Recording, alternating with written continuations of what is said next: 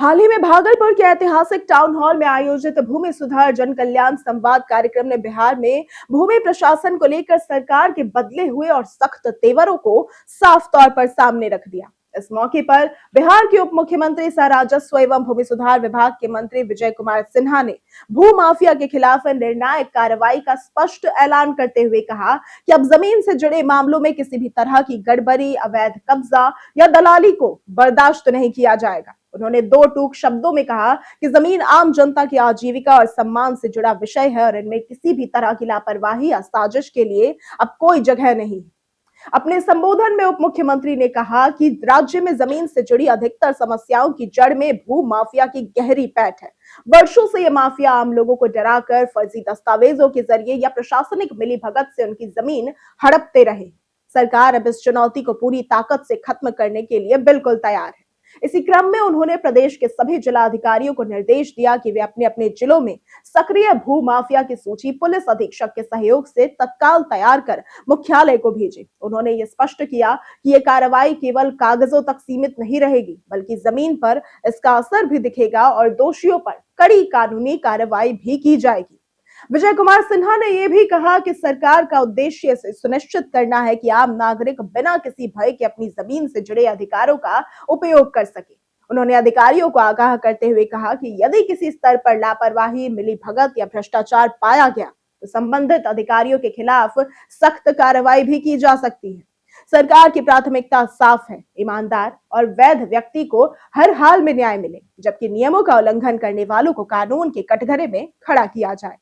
कार्यक्रम के दौरान उप मुख्यमंत्री ने विभागीय सुधारों की जानकारी देते हुए बताया कि राजस्व एवं भूमि सुधार विभाग की लगभग सभी प्रमुख सेवाएं अब पूरी तरह से ऑनलाइन कर दी गई है। इसका मकसद पारदर्शिता बढ़ाना और आम लोगों को बार बार दफ्तरों के चक्कर लगाने से मुक्ति दिलाना है। हालांकि उन्होंने ये भी स्वीकार किया कि ऑनलाइन प्रक्रिया में कई बार आम लोगों को तकनीकी दिक्कतों का सामना भी करना पड़ता है।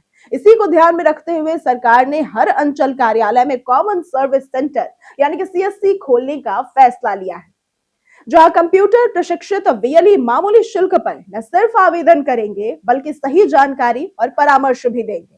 उप मुख्यमंत्री ने फर्जी दस्तावेजों के जरिए सरकारी कामों में बाधा डालने वाले तत्वों को कड़ी चेतावनी देते हुए कहा कि अब ऐसे लोगों पर सख्त कानूनी कार्रवाई की जाएगी। उन्होंने बताया कि सभी अंचल अधिकारियों और राजस्व कर्मचारियों को यह अधिकार दे दिया गया है कि वे फर्जी कागजात या गलत मंशा से कार्य बाधित करने वालों के खिलाफ सीधे आपराधिक मुकदमा दर्ज कर सके। उन्होंने अधिकारियों से अपील की कि वे बिना किसी दबाव या डर के इस अधिकार का प्रयोग करें और भू माफिया व दलालों को सीधे जेल भेजने की कार्रवाई सुनिश्चित करें।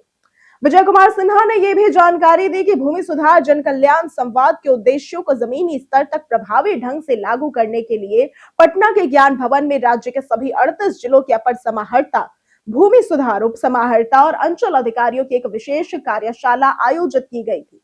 इस कार्यशाला में अधिकारियों को साफ निर्देश दिए गए कि जनता की समस्याओं का समाधान सर्वोच्च प्राथमिकता होनी चाहिए और किसी भी स्तर पर लापरवाही या मिलीभगत को बर्दाश्त नहीं किया जाएगा। कार्यक्रम में राजस्व एवं भूमि सुधार विभाग के प्रधान सचिव सीके अनिल भी उपस्थित रहे। उन्होंने विभाग द्वारा उठाए गए इस सुधारात्मक कदमों और योजनाओं की जानकारी साझा करते हुए भरोसा दिलाया कि सरकार आम जनता की जमीन से जुड़ी समस्याओं के समाधान के लिए पूरी तरह प्रतिबद्ध नजर आ रही है। जन कल्याण संवाद में बड़ी संख्या में आम लोग और अधिकारी मौजूद रहे, जिन्होंने सरकार की इस पहल का स्वागत किया